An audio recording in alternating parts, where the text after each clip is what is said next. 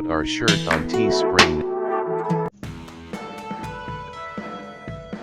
Welcome to our deep dive into some of the most shocking controversies surrounding CNN. From journalistic missteps to allegations of bias, we're uncovering it all. Over the years, CNN has been a lightning rod for criticism, facing accusations of skewed coverage, questionable editorial decisions, and even outright fabrication. Tonight, we're taking a hard look at some of the most glaring examples, dissecting the incidents and examining their impact on CNN's credibility and the public's trust. Get ready to go beyond the headlines and into the heart of these controversies, separating fact from fiction and grappling with the complexities of modern media.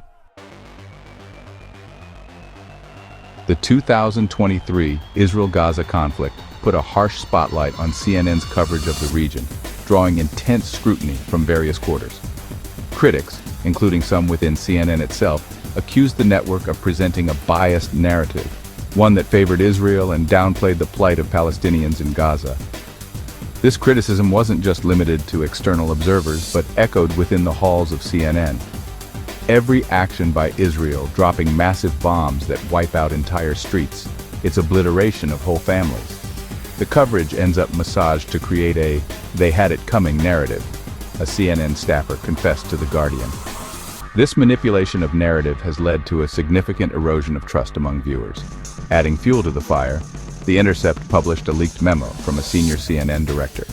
This memo revealed internal biases that many had long suspected, but had never been able to prove. This memo explicitly instructed staff to avoid directly quoting statements from Hamas, the Palestinian militant group, deeming them inherently inflammatory. Such directives have raised questions about the network's editorial independence.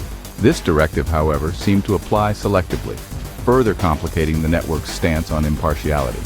Chris McGreal, a veteran reporter for The Guardian, pointed out a blatant double standard. Inflammatory statements by Israeli officials were often broadcast without question, even when those statements seemed to contradict international law. This double standard has not gone unnoticed by the international community. McGreal cited a particularly troubling example. An interview where an Israeli officer suggested to CNN's own Anderson Cooper that the entire population of Gaza could be considered combatants, a statement with chilling implications that Cooper failed to challenge on air. This lack of challenge has been seen as a tacit endorsement of extreme views. This perceived imbalance, this apparent willingness to scrutinize one side while giving the other a pass, fueled accusations of bias and raised serious questions about CNN's commitment to journalistic objectivity. The network's reputation has taken a hit, and its future coverage will be closely watched. In the fog of war, misinformation can spread like wildfire, and sadly, even seasoned journalists can get caught in the crosshairs. Early in the 2023 Israel-Gaza conflict, a chilling rumor began circulating that Hamas militants had brutally beheaded dozens of Israeli babies and toddlers. CNN's Sarah Sidner was among the first to report these horrific allegations, lending them credence on a global stage. The source? Israeli officials. The problem? The story was false, a tragic example of wartime propaganda. When Hamas leadership vehemently denied the beheading claims, CNN's Jerusalem bureau reporter, Hadas Gold, dismissed their denials as unbelievable. Gold went further, falsely asserting that footage existed to corroborate the gruesome story. Despite growing skepticism and the lack of any verifiable evidence, CNN continued to air the unconfirmed reports for 18 hours, according to internal sources. This continued even after the White House backtracked on President Biden's initial claim of having seen such videos. A CNN employee, speaking anonymously to The Guardian, didn't mince words, calling the network's actions journalistic malpractice. This incident left a stain on CNN's reputation, raising serious concerns about fact-checking, editorial judgment, and the responsibility to correct errors promptly and transparently.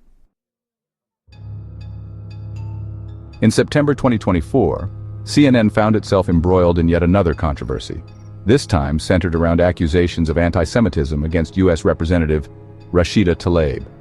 During a segment on CNN, anchors Dana Bash and Jake Tapper accused Tlaib of questioning the ability of Michigan Attorney General Dana Nessel to perform her duties impartially due to her Jewish faith.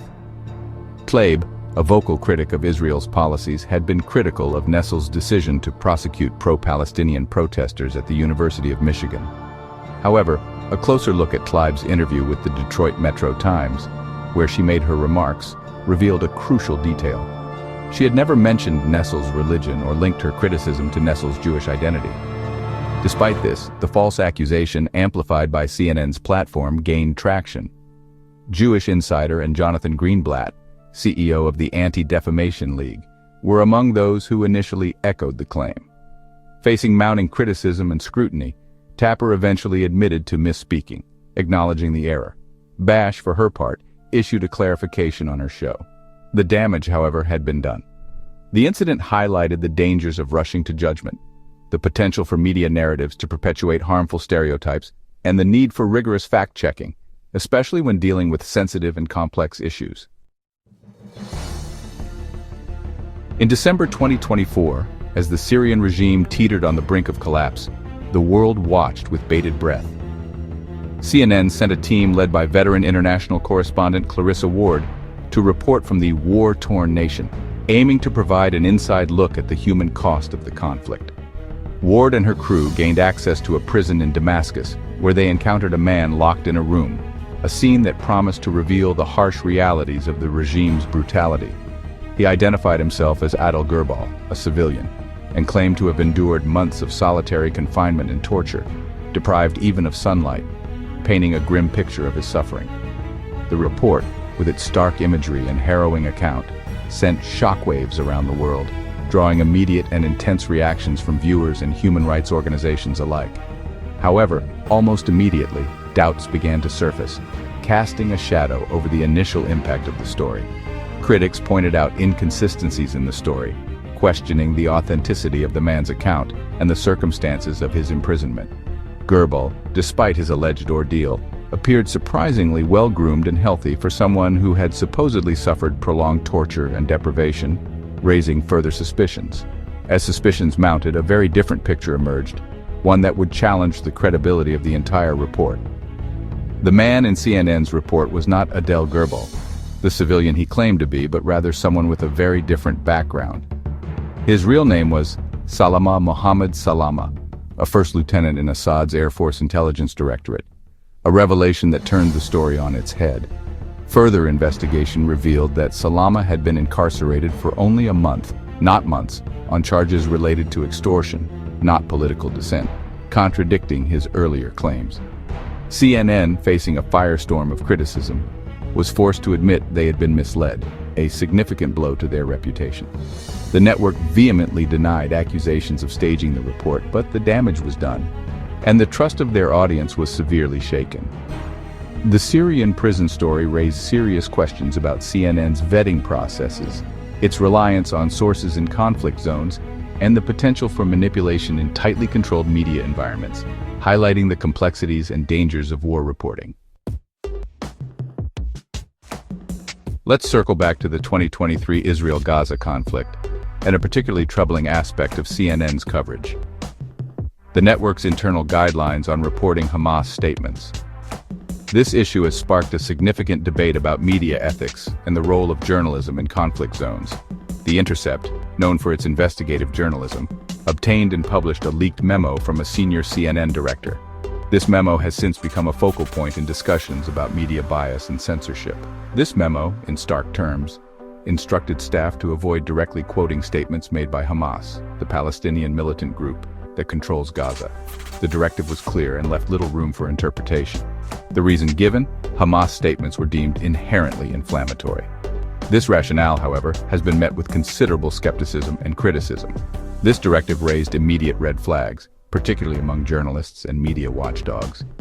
They argued that such a policy could lead to a one-sided narrative, undermining the principles of balanced reporting. Chris McGreal, a seasoned reporter for The Guardian, pointed out the inherent danger in such a policy. He emphasized that journalism's role is to present all sides of a story, no matter how controversial. By refusing to allow Hamas to articulate its position, even if those positions were deemed extreme or objectionable, CNN risked presenting an incomplete and potentially misleading narrative of the conflict. This could have serious implications for public understanding and policymaking. McGreal highlighted a glaring double standard. While CNN was busy silencing Hamas, inflammatory statements by Israeli officials were often broadcast without question or context. This inconsistency further fueled accusations of bias. He cited a particularly striking example, an interview where an Israeli officer suggested to CNN's own Anderson Cooper that the entire population of Gaza could be considered combatants, a statement that seemed to contradict international law and painted a chilling picture of collective punishment. Such statements, if left unchallenged, can shape public perception in dangerous ways. Cooper, however, did not challenge the officer's assertion on air. This lack of critical questioning raised further concerns about the network's editorial stance. This incident, coupled with the leaked memo, fueled accusations that CNN was engaging in a form of censorship, silencing Palestinian voices and presenting a skewed perspective on the conflict. The broader implications of such editorial decisions continue to be a topic of heated debate. Thanks for watching. If you found this video informative, don't forget to like, share, and subscribe for more deep dives into the world of news and media. From the battlefields of Gaza to the halls of Congress, CNN's controversies have exposed the fragility of truth in the digital age. These incidents serve as stark reminders of the power and the peril of the press. As we navigate an increasingly complex and polarized media landscape, it's more important than ever to demand accountability, to question narratives, and to engage in critical thinking. The pursuit of truth is an ongoing journey, and we, as consumers of news, have a vital role to play.